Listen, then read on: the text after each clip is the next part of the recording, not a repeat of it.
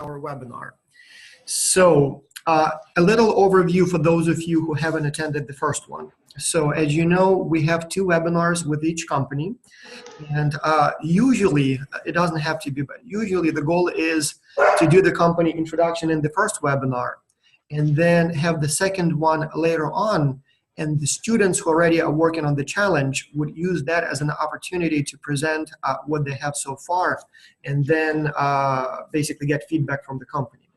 And what usually happens is, one, the teams are afraid to do the presentation. They are afraid that their ideas can be stolen, I guess. So there are always some who attend and are willing to ask informally questions, but hardly ever anyone signs up to present, and they literally say, I'm afraid that my brilliant ideas will be stolen if I share them publicly. So, but that's okay. But then the second webinar, which we have now, is also right at the beginning of the late track. And so most of you raised hands, so I assume most of you are from the late track. And so you haven't really attended the introduction webinar unless you watched the recording. So I think it would be also appropriate to devote some time to a little introduction of the company. And so the way it will go is probably this. Ivan, tell me if that's okay with you. Maybe, again, a little brief introduction of the company for those who are seeing you for the first time. Just a little bit about what UniCheck does, what this plagiarism market or industry is, how it works. And then we can go to questions and answers. And I already have a few questions sent to me by email from the students who are on the spring break and could not attend live but wanted to ask questions. As well as we do have the submissions from the early track. You guys, those of you in the early track, you have submitted the drafts already. So we have your submissions, at least as far as have gone so far.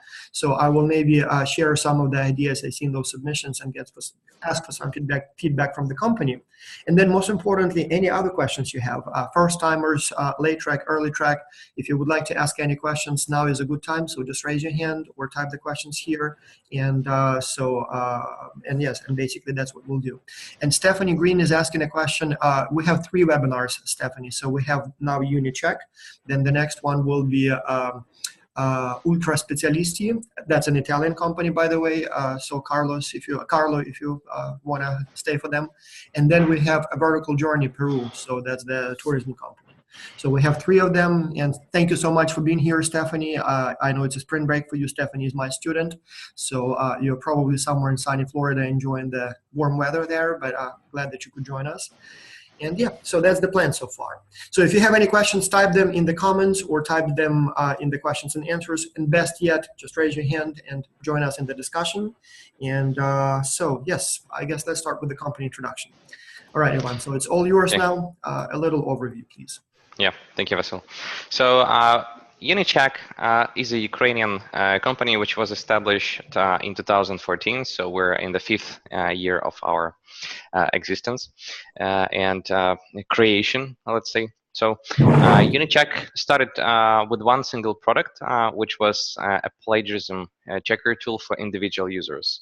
But it quickly grew into a set of products which work in the B2B market and in the B2C market. B2B means that we sell our products to enterprises, institutions, and B2C means that we also create the products for individuals and including students. So major focus of UniCheck is plagiarism checking automation. So it's either a tool for schools, colleges, universities, districts, etc., or it's a tool for individuals, users like teachers, students, copywriters, content producers, etc. What UniCheck does, it's a web application which could be accessed either online or inside the learning management system, which you use to submit your work. And it allows you to submit the file, different type, different format, different size, and the system would produce electronic report in the form of either online page or PDF file. And this report will contain links to sources. So if you haven't produced a unique text, it will highlight copied or non-unique areas in the text, and it will give proper sources to these areas. So usually it is a requirement to cite the sources which you have used. So that's the value of UniCheck. It allows the student to see which sources have not been cited well or which sources should be removed or rephrased in the paper. And it also allows for teacher to basically see the uniqueness of the submitted text. So it all comes down to academic integrity and I would say, the proper way of doing written assignments where the uniqueness of thought is valued, where the authorship is valued, where the uniqueness of content is valued. So that's about the product. Regarding the market and the company, so right now we're more than 50 people, actually almost 80 people, different divisions. We have product team, which creates the product. We have engineering and scientific team, which creates the concepts, algorithms, creates different technologies and optimizations, which we use in our products. We have business team, marketing team, sales team, administrative teams, and of course, marketing teams. So our flagship product is UniCheck, and it's an integrated solution for plagiarism check. When I say integrated, I mean that it is mostly used inside learning environments, which are already established environments in the educational institution. An example would be, for example, Blackboard LMS or Canvas LMS or Moodle LMS. It's a system which allows you to submit assignments, read course announcements, communicate with teachers, between students, collaborate, etc. The other product is also called UniCheck, and it's a plagiarism checker for students. It's basically a standalone version of the product, which is available online. You just go to unicheck.com, create an account, and start using the software. Both products are paid, but both products are free to try. And we also develop integrations with existing word processing solutions like Google Document or Microsoft Word or etc. Right now we have released a third type of product, let's say. It's an integration with Google Document. So you can use UniCheck right inside the Google Document. Regarding our markets, we work basically globally, but our major market is United States, which is true for probably many companies outside of US. Around 50% of our market is basically states.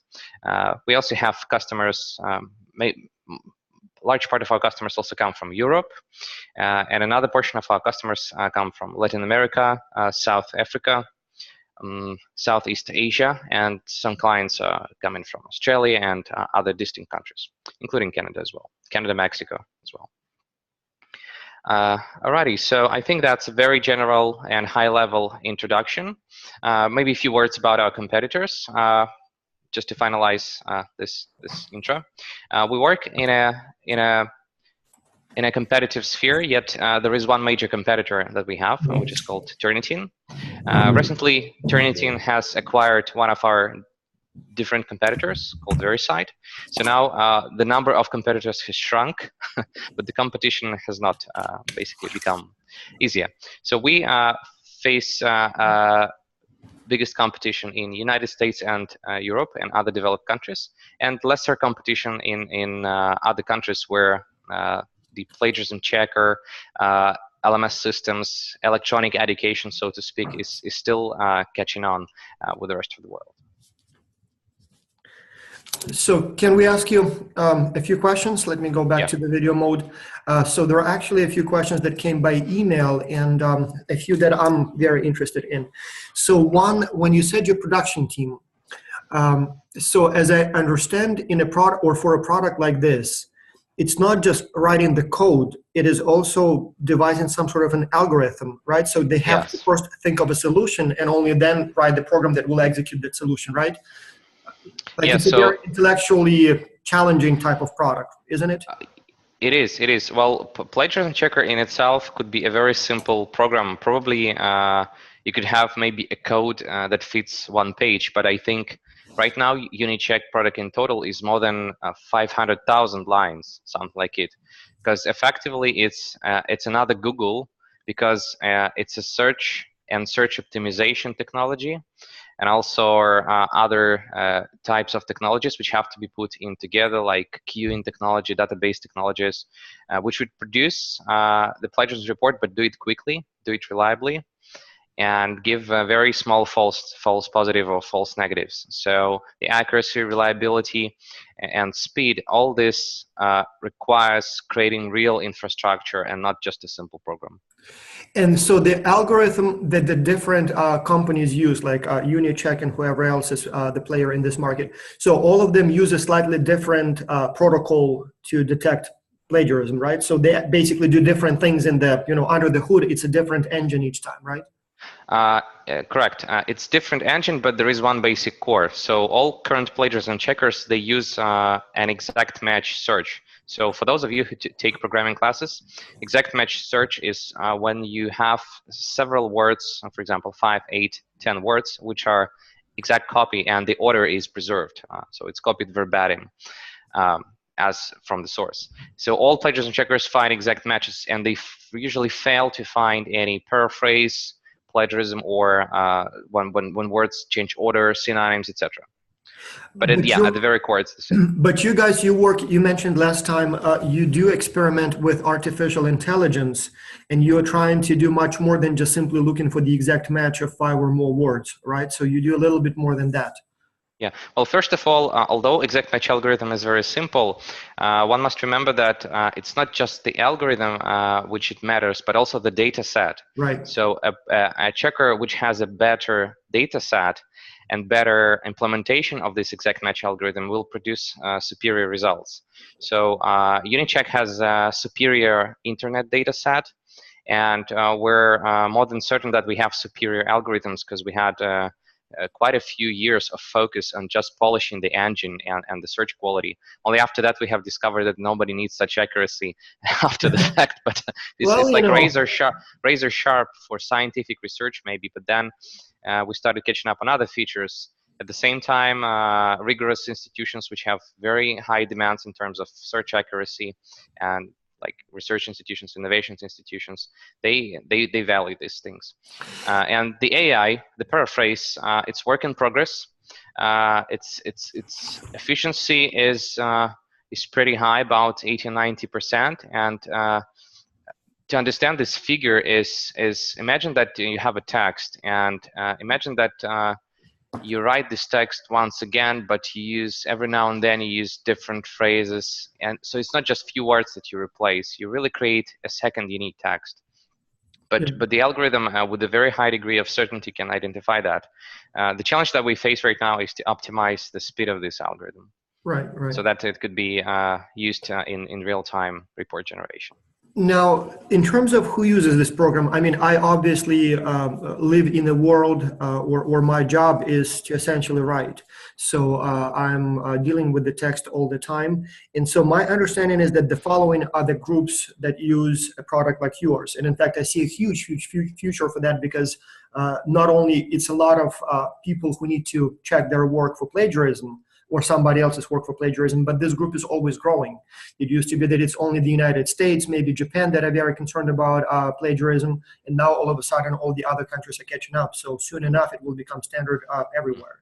So looking at my own experience, so in Canada, the United States, where I've got received my education, every time I, as a professor, accept papers from students, they're pretty much always automatically checked for plagiarism.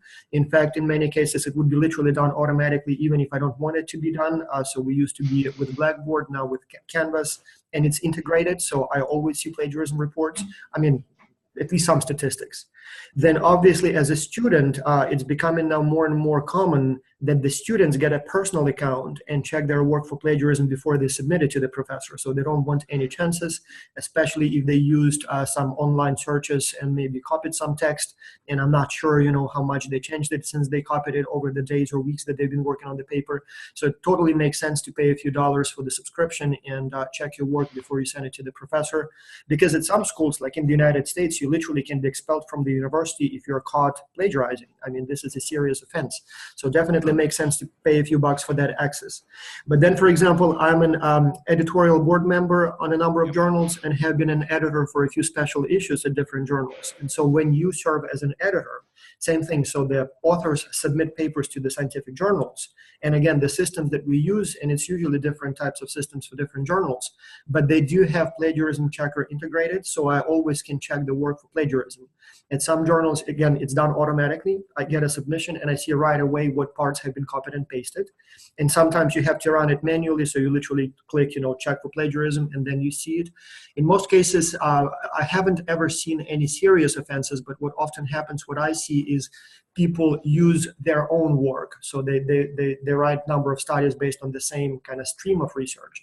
And sometimes they would reuse parts of the literature review, they would reuse parts of the methods description. So it's kind of, self-plagiarism in the sense that they just, talk about the same topic they wrote before, and they would recycle some of the paragraphs, which again is not good. We check for that and always, inform the authors and ask them to redo it or make sure that it's properly cited. Then I also see that it's become common among the copywriters. So all those people who write blog posts either for themselves as writers or for other organizations, and there are many companies that hire people to write, online articles for the company. It's become pretty much a norm. Before you publish it, you check it for plagiarism because you don't want to be later on caught, copying somebody's paragraph. And then finally, and they fire journalists. There've been cases with New York Times, I believe. Oh, not only journalists, yeah. So like journalists first and foremost, but there have been a few scandals for the political figures, politicians, as you imagine, presidents, prime ministers. In most cases, they don't write their own speeches. They have writers for that. And so they would give, a topic, and theme, but somebody writes the speech. And sometimes they find that actually the writer, literally copied a few paragraphs. And so there was this big scandal not so long ago here in the United States where Melania Trump was given a speech, and turned out that some of the parts of that speech were essentially copied from a speech by, I think it was Hillary Clinton some time ago. And so I don't know how they checked and how they did it, but I mean, it's literally... Actually, I think UniCheck made an investigation, and we've published an article about this. Right, but I mean, this is a huge scandal, and it doesn't have to happen. I mean, the writers have to take their work more seriously, and as I understand, any serious writer would do, check their work for plagiarism before even, showing it to anyone. And then finally, lawyers. I mean, obviously legal, anytime you file anything for patent and stuff like that. So obviously they also check everything for plagiarism. So did I miss any group? Are there any other potential customers or people who may need to check their or somebody else's work for plagiarism? Students, professors, writers, editors, journalists, anyone else? Yeah, we could add here probably web content managers, those who actually look for a copy of their own materials, and for them it's the criteria of popularity of their material. So for example, the purpose could be reversed, like you actually want your material to be copied, and you could use UniCheck to track the dissemination of your material over the web. And you could create nice statistics, etc. And in that case, I assume it can be again twofold. On the one hand, you might want your material to be copied, but at the same time, if you don't want it to be copied, then that's how you kind of police and you catch the offenders. Yeah. Yes. The other use is actually what's the name is DMCA. It's actually the way to protect your content on the web. So we actually have an idea for the concept for the product, and it's in early launch, to actually let web content creators monitor their content for a duplication on the web. So as soon as they are called takedown services. As soon as the system notices that your material was copied, it notifies you, and the product would provide also legal takedown services so that you could request the other party to take down the material. Right, makes sense. I will admit or confess, about 3-4 years ago, I found a collection of interesting pictures from an author who goes online by the name entrepreneurfail.com, the website. And so I didn't know who the author was. I just saw some nice pictures, and so I posted them on the X-Culture's website. It got a lot of likes and shares, and in fact was one of the most popular posts. And then a few weeks later, I get an email from a person who says, I created those pictures. I don't mind if you share them, but could you please mention that, I'm the author? And that was a little embarrassing, but as I said, I just didn't know who the author was. I just saw it somewhere, just basically. Yeah, he certainly used a takedown service because... Right. But we kind of have become friends, so I do use their. So I subscribe, to her. It's a woman, to her feed, and every time she posts something, I share it. But I make sure to acknowledge the author, and so that gives her some visibility. But at the same time, kind of, our audience is like her pictures as well. Yeah. So it's a win-win. I think we have found one good use of copying outside of academic purposes is to find friendships, but that's Right, right. I on the mean, yeah, on the edge of finding friends or enemies. I don't know. exactly, yeah. There was Yeah. a very interesting question from anonymous at ND. I'm not sure who that is. Why Xculture uses Turnitin rather than UniCheck? I can give you the whole story. So again, being not necessarily the best citizens, but I'll just give you an overview of the Backstage operations. So initially, when we started doing Xculture, the biggest problem for us was not to check for plagiarism in somebody's work or student submissions, but to accept them. So when you have a few thousand people, now this semester we actually have a little over 5,000 total, but at the time we started using Turnitin, we had probably about 3,000 people participating in the project. That means that we have to accept several hundred submissions from all around the world. And the biggest problem at that time was that my school uses Blackboard or used Blackboard at that time, but it's an institutional subscription, and I cannot allow other people from outside, my university to use it and to submit their work, their submissions to me. And so the biggest challenge for me at that time was not to find a way to check it for plagiarism, but simply accept such a large number of files. The first few semesters we tried email, and it was a nightmare. When people send attachments, sometimes they don't go through, the hundreds of emails that come in, sometimes some are submitted multiple times. It was a big challenge. So some work was lost in the process, some work was submitted multiple times. It was not an easy task. And so we were looking for a program that would allow us to accept a large number of submissions from all around the world. And at that time, we had a professor from the University of New South Wales. His name is Dan Kaprar, a close friend of mine. So we've worked on a number of papers together, still work on a number of papers. And anyway, so he says, you know what, we use Turnitin at my school. And I know it checks for plagiarism, that's the first purpose. But the good thing about that is that you just create a class, and anybody can go into that class, enter the password, and submit the work. And so that's how it all started. And so we used it primarily for collecting the submissions. And then on top of that, it checks for plagiarism. So we thought, oh, wonderful, even better. So we will check the student submissions for plagiarism. Now, Dan has left University of New South Wales a few years ago. Now he's at the University of Sydney. But we still have the subscription through the University of New South Wales. They still generously allow us to participate. It's Australia. And so that kind of makes it easy for us. Now, we are definitely very open to the idea of switching to UniCheck. I like their interface better. I actually experimented with it a little bit. And so probably we'll find a way to use that one.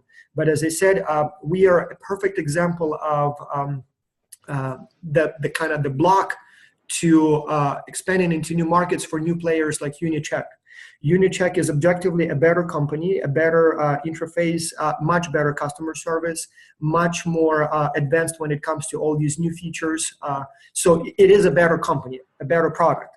But I've been using Turnitin for many years, and that's one. And two, it's provided to me for free. I do have a subscription through, to UniCheck through my own school, but it's integrated through my Canvas, the program that we use. Plus, I have a separate personal account through the Australian school. And so for me, the switching cost is basically trying to learn the new program, writing the instructions for the new program. It will take me like a day of probably or two. And I suppose that's the same story for all the other professors. They may like the new program better, but because they're sort of used to the old program, and because it's not them paying for the program, it's the university paying. And by the way, UniCheck is, Turnitin is absurdly expensive. It is like, if I had to shop today, no way I would be paying that much. I would go with UniCheck. It's a better program for less money. But because I don't pay out of my own pocket, I'm like, who cares? I'll just stay with the old program. And I think that's the main reason. So for you, the challenge will be, how do you break this cycle? How do you convince people that there is a better program, better option, when they're sort of lazy? It's either the school pays for the access, or the state pays for the access, and they sort of don't care that much about the price, even though they waste taxpayers' money or students' money. So how do you explain to them that it is better to switch, when even Xculture, having worked with UniCheck for a few years, even us are kind of lazy and don't want to spend that extra time in switching? So it is an excellent question, but that's the whole story. Yeah, I could give a very brief answer to this question. How do we convince?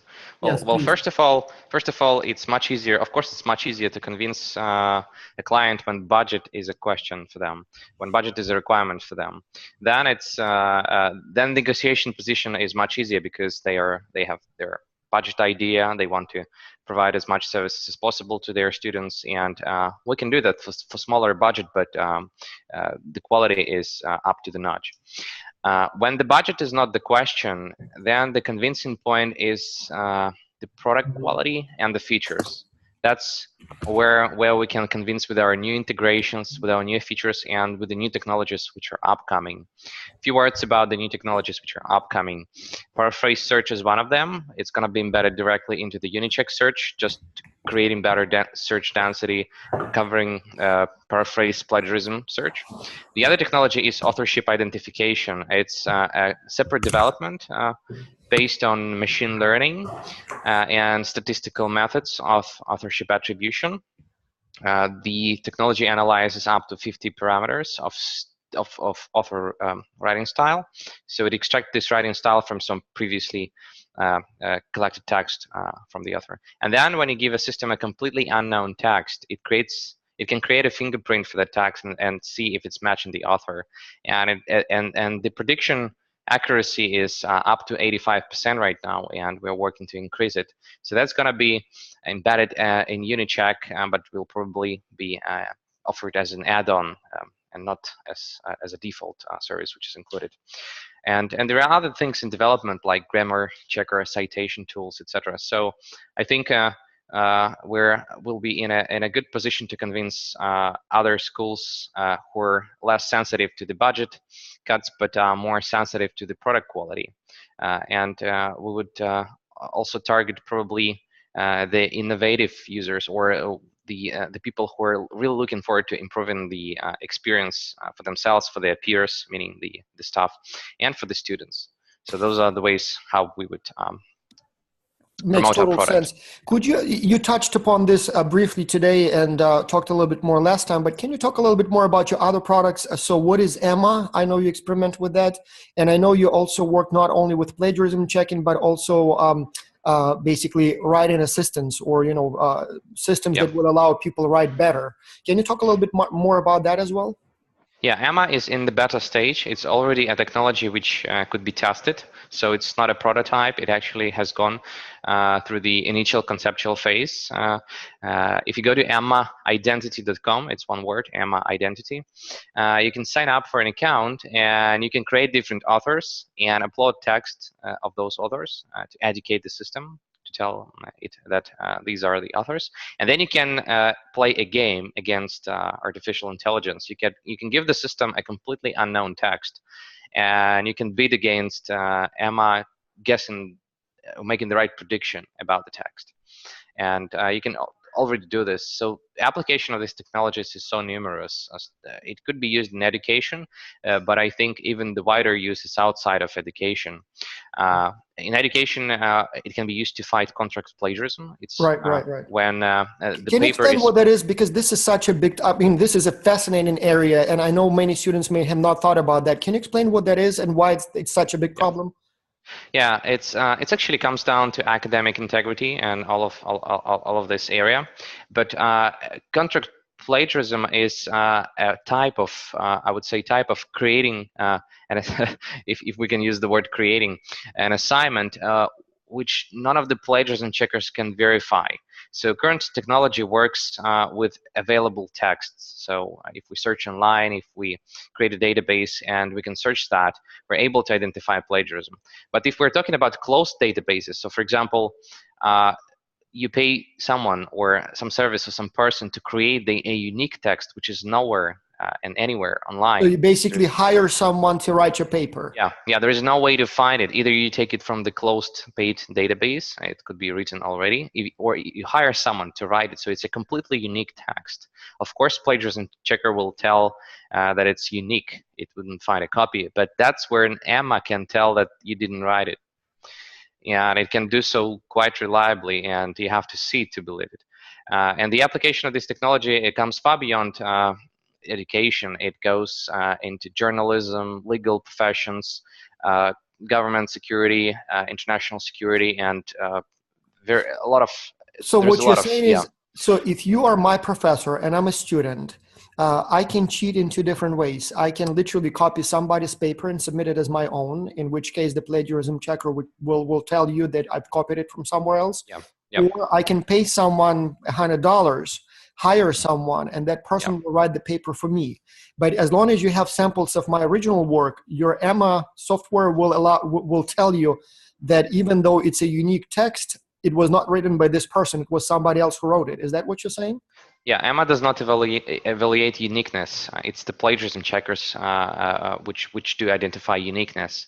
But uniqueness is not the same as authorship. The Authors. initial purpose of professors and teachers is not just know that the text is unique. What they are really trying to find out is whether the student has really written Right. the text.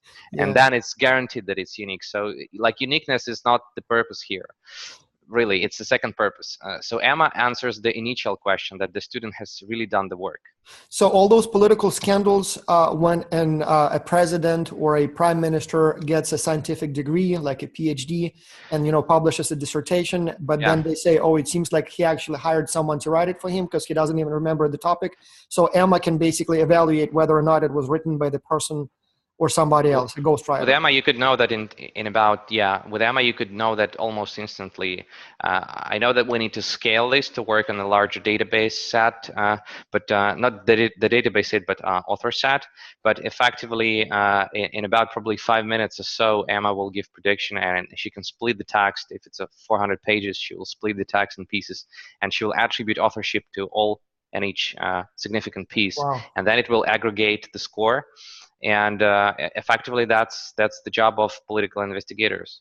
Yes, some politicians will hate you for that because it's such a powerful tool. Yeah, but it cannot serve as a direct proof. I mean, it's nowhere where the calculator is. Like everyone trusts calculator. Oh, Emma goodness. is not accepted as a calculator as yet, but it's a step towards that. Huh, interesting. We have a bunch of questions here. And again, students, feel free to raise your hand. There is a button at the bottom of your screen where you can literally raise your hand and Yeah. we can add you to the discussion. But let's go one by one. So Anonymous at ND is asking, what are UniCheck's long-term goals? How if the student could clarify the long term, just so that I answer that question, because our the world is moving so fast. The long How term many could times, be how many times have you had to pivot or change your direction since 2014? since 2014, maybe 3 times. Maybe 3 times, but probably we could have done it less. I mean, this we could have changed strategy less, maybe 2 times, if we did our research maybe in a better way. But we also learn by mistakes, and hope to have a good learning curve and do less mistakes. Okay, so long term is like, for me, long term is like maybe 3, 5 years, or maybe 10 years as a very long term position. UniCheck really wants to solve the problem of not a plagiarism search, but rather promote academic integrity idea, provide learning tools for that, and provide universal prevention tools for that. So we really want to close to solve this challenge of academic integrity environment where students not just are prevented from copying something, but when they're educated properly, and then at the same time teachers have the prevention tools. The biggest challenge we see right now is the first of all, affordability of such tools, efficiency of such tools, and of course the educational part. Most of the tools, they just produce the report, they don't teach anything. And Right. at this time we're exactly like that, but we're shifting towards creating tools for students which would actually give learning opportunities. Right, makes sense. Jameson, I saw you raise your hand. So do you want to join us in the discussion here? You're live, just unmute your microphone so we can see you. But yeah, no problem, no problem. Take your time. So, all right, go ahead. Tell us where you are and what your question is. Your microphone is muted. Just click on unmute, please. And I think I cannot do it for you. Yeah, you should be able to talk now. You hear me now? Yes. Yeah. Okay. So we are looking at various forms of advertising to expand your markets. Yeah. One of the markets that we're looking at is, we were wondering what it would cost you guys, both time, resources, or even money, if you're able to answer that, Yeah. to add another language that would already fit into your Yeah. all of that. I don't think you've answered that. Yeah. But yeah. Yeah. I will Great answer this question. Mhm. So you need to understand that search. I will give you a brief answer and a little bit expanded answer. First, the quick answer. It would take about 1 or 2 weeks to add the language, but we cannot do it with absolutely any language. The limitation for us right now is languages which use hieroglyphs. So it's Chinese, Japanese, or for example Hindi, languages which don't use spaces between the words. And also the languages which are written from right to left, like Arabic. Apart from that, if we're talking about let's call them normal or standard, or I don't know, more spread pattern of languages, which is written left to right, which uses spaces between the words, then we can add such language in about 2 weeks. And at this time, what languages do you work with, or does the program support? At this time, we support about 14 languages. It's mostly European languages. It's, of course, English, and a few Slavic languages, including Russian, Ukrainian, Polish, etc. So when you add a language, is it purely AI, or do your people actually have to speak that language? So your production specialists, they don't have to speak all 14 languages to create? No. It comes down to support services, I think. If we want to sell UniCheck in those local markets, we would want also to provide a good support. So in terms of stuff, we would need to have, for example, to sell UniCheck in Spanish, it's not enough to have, to support the Spanish language. We would also need to have Spanish-speaking support staff and Spanish-speaking business development staff, and also the marketing people, copywriters, etc. Makes perfect sense. There is another question. Thank you so much, Jameson, for your question. So there is another one. How do you adapt your product to different markets? And do you actually adapt it to different markets, or is it the same strategy for every country? Yeah, right now the product is universal in terms of feature set. So it's not like you walk into McDonald's in Ukraine or in Europe, somewhere in Germany, in Greece, in the United States, and you get a little bit different flavors because they do adapt to local markets. I remember this very well when I was staying in Florida and compare it to our local Kiev McDonald's. The software is universally accessible with the same feature set. The only what's adaptable is the language, mainly the interface of the software. But I would say we might consider adding some flexibility in the future, although that's not a priority right now.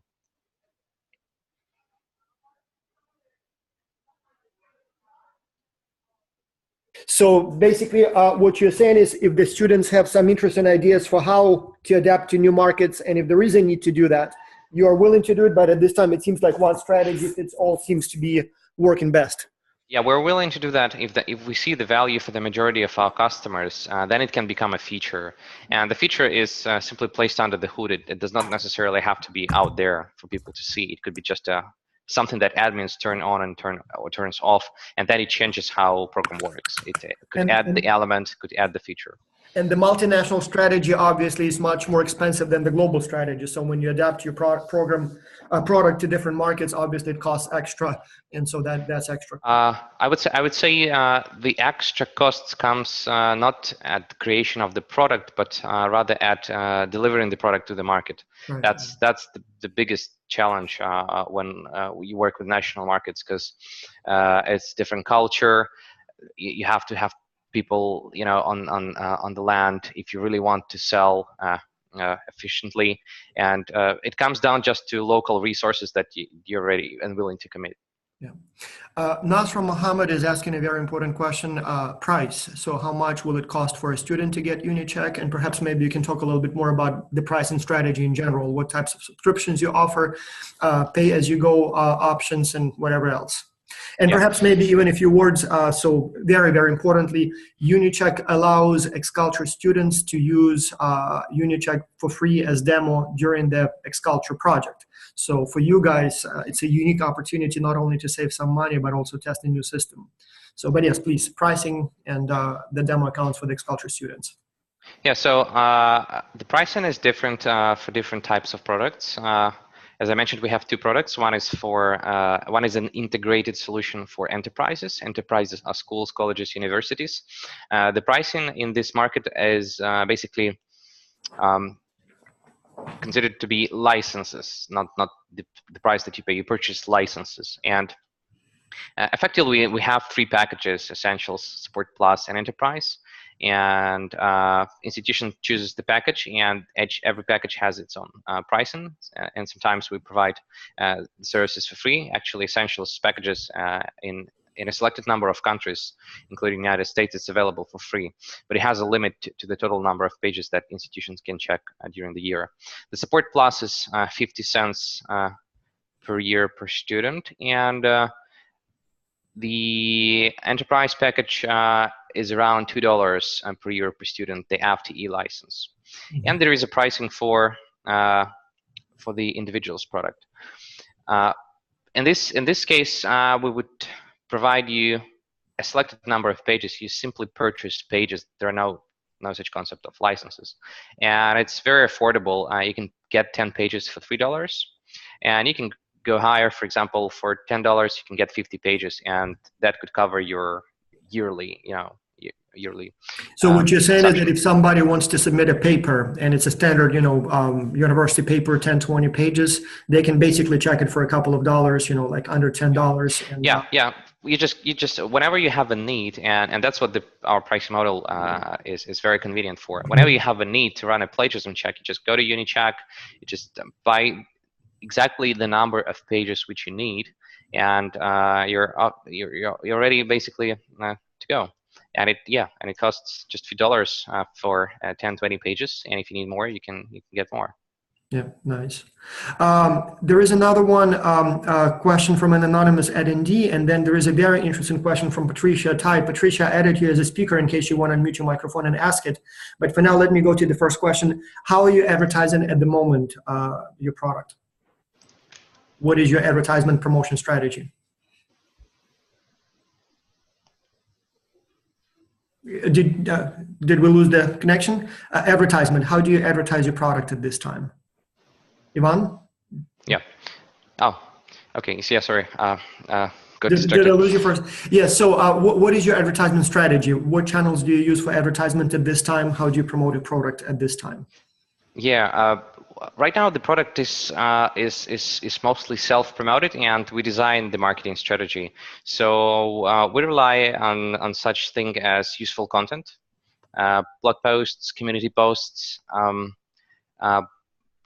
scholarships. Basically, it's based mostly on useful content and engagement.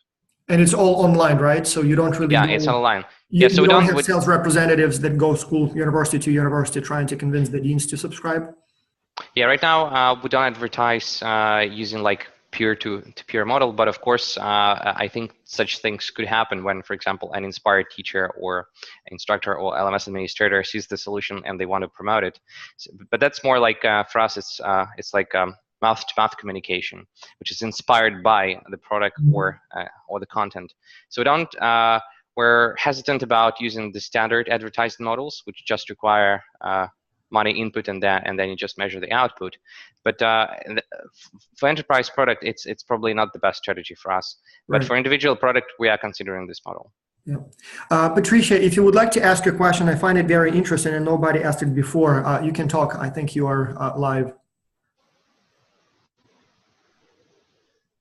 Hello? Well, I'll read the question. So have you looked at, basically, can your program check for plagiarism computer programs, computer code?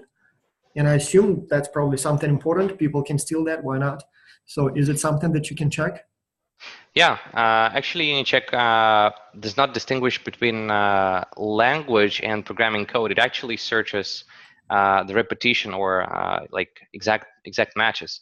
But with computer languages, it could be a challenge because you would use spaces probably more often than in normal language. But we do search computer languages, and I would say the accuracy could vary from language to language, because sometimes there are languages which are very verbose languages, I would say, and there are very non-verbose languages which just use a lot of smaller words, but there are so many spaces within it, and this could reduce the accuracy, because UniCheck would not really consider articles like 1 word or 2 words as have to have a very big weight in the search. Yeah, makes perfect sense. So we have here the CEO of the company. So did you want to say something? I saw you raise your hand. Yes, I will hold this meeting. Hi, everyone. I just want to say regarding advertisement that 2 days ago, Google added our integration to their apps that UniCheck has integration with Google Classroom. And tomorrow they will make a tweet on their Twitter account that meet UniCheck, the first plagiarism checker integrated with Google Classroom. So you mean like literally today and tomorrow, like as we are speaking, like not allegorically speaking, but literally today, tomorrow? Yeah, on 8th of March. This is historic. I mean, guys, so all of the attendees, I mean, this is a historic moment. Google calls UniCheck their main basically partner when it comes to plagiarism checking, and you're basically witnessing it live. So that's amazing. Not actually main partner, but well, still, an official partner. So it is. Yeah, and it's been some time since we tried to reach out to them, but I guess it's just their internal company processes which just take time. That's very big. That's the time when it's very appropriate to say, like from that song, California, here we come. So, or Silicon Valley, here we come. Well, why not? Somebody's going to conquer the world. Why not UniCheck? Another and probably last question, because we're running out of time. Have you looked at creating some sort of subscription for individuals? Why is it pay as you go? Why not a subscription? Anonymous attendee. So I don't know the name of the person. Yeah, we actually worked with subscriptions previously, and we reconsidered our choices. We studied the patterns of use of our software. So what we discovered is that a lot of subscriptions, there is a demand for subscriptions, but it's mostly coming outside of educational sphere. It's mostly content writers who create the content on a constant basis. And for students, it's easier to just purchase the services as they go, as they need to submit their work. Another question, in fact, we have quite a few questions related to the company, kind of the business side of it. And so I'll just ask a few of them very quickly because we're running out of time. One, how did the whole business start? I mean, how does one wake up one day and decide to write a code for a plagiarism checker? I mean, do you know the story? I know it was probably Bogdan was the guy who came up with the idea. So why plagiarism checking? How? The plagiarism checking, the story, there is actually, and it's a real story. I'm not sure who actually wrote the original code for the first prototype or for the first program, but it could have been Bogdan or our chief technical engineer, was his friend. But the idea was actually there was a frustration around this topic, that when they studied in Ukrainian educational system, and they saw what the state of it and how they could actually submit their work, which is totally a copy of someone else's work, and they haven't been actually spotted, and they came with ambition to actually change the Ukrainian educational system, and the way they come up with is to create a solution or automate this in order to thwart this, because otherwise there is no way to fight bureaucratic processes in this educational system at this time. But the technical solution could solve the problem. That's the short story. Interesting. So actually they had a bigger goal. So interesting. A couple more questions. You mentioned that Turnitin bought one of the major competitors. Did they kill it, or are they running it as a separate program at this time? What was the purpose to buy the technology, or was the purpose to get rid of a competition? Well, we of course we don't know, but we could assume, and we could look forward to some analysis, which is published online by analysts who analyze such events. But we could speak from the acquisition, I would say, strategy, which we could see from Turnitin or from other bigger companies like Blackboard. And usually such moves happen when they want to simply acquire more market, or they want to eliminate the competition. So they usually do acquire products and companies when they want just their market share. Mm-hmm. Would you consider selling yourself? So if Turnitin came to you and offered you a lot of money, would the owner of the company, consider selling? I don't think so, because that would actually violate the original idea of creating the company, because it was really based on the idea of changing the educational system, the academic integrity aspect of it, and as an effect, actually, to influence the society, because if we graduate students who value the authorship ideas, who value, the ownership of ideas, then it would certainly influence the society we live in. And just to sell it is like, I don't know, sell your dream, but that's the reason why you're doing it. Mm-hmm. Jameson is asking again a question. Would the company be willing to set up a workshop to help show off and sell the product for administrator and teachers? And I think you already do some sort of demo webinars, don't you? We could set up a workshop. Is this the question? Is this the question about real demo to real potential customer? Or yeah, I assume yes. Do you do basically demonstrations so people who are not sure if they want the product can see what it does and then decide if they would like to subscribe? Yeah, that's part of the flow. So when an institution is interested in the solution, they could basically request a live demo. Yeah, and we usually offer it up front. And the workflow is simple. We just come together online and we showcase our product using this screen sharing. We provide the description for the product, answer the questions, and so forth. And usually we provide a free trial to them. So they have limited amount of time to test and pilot the product.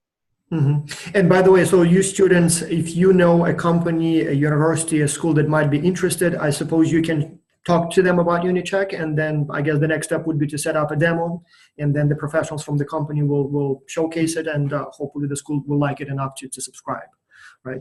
And there was another question from the anonymous ND, but I think he withdrew his question, so that's perfectly fine. So, and in fact, we are pretty much out of time anyway. Oh, you did answer. Okay, so he answered the question. Would you like to clarify about the plagiarism researchers? So basically, is your program going through that shared database or by crawling the online websites? Yeah, we have a very sophisticated search technology. Of course we do, because we have engineers who could create something really interesting. So first of all, we have an internet search technology, and that works with external search engines. So it basically benefits from search engines like Microsoft Bing, which collects billions and billions of resources for us to check for. But we also have our own crawler and actively develop this technology right now to basically address the other part of the internet, which is not crawled as often or as densely as like news and articles and Wikipedia, etc. It's the deep internet, or I would say deep web. And what falls into that set is academic journals, academic repositories, and all kinds of academic content, which is not a popular content for average searcher. Right. So we focus on that specifically because definitely the institutions, they produce their own academic content, and they want to be sure that their content is unique and not used by anyone else. And also they would want to ensure that students are not taking their the writing and the text from someone else's academic writing. Yeah. Well, questions keep coming in, but we have to stop now. I have another webinar in literally 5 minutes. If you have any questions that we haven't answered, or if you have new questions in the future, just send them to admin@xculture.org, and we will forward them to the company. So you will have the answers hopefully within a day or two. And thank you so much for your time. I know it's a busy day for you in Kiev, so thank you so much for finding the time to talk to our students. And those of you who will choose UniCheck, as I said, not only those who will choose UniCheck, anyone who participates in xCulture, the company generously allows you to use a demo account for free during the duration of the project. So this way you can not only check your own work, but also, test drive the product and see, maybe you will decide to subscribe in the future, or maybe you want to share it with your friends. So thank you so much.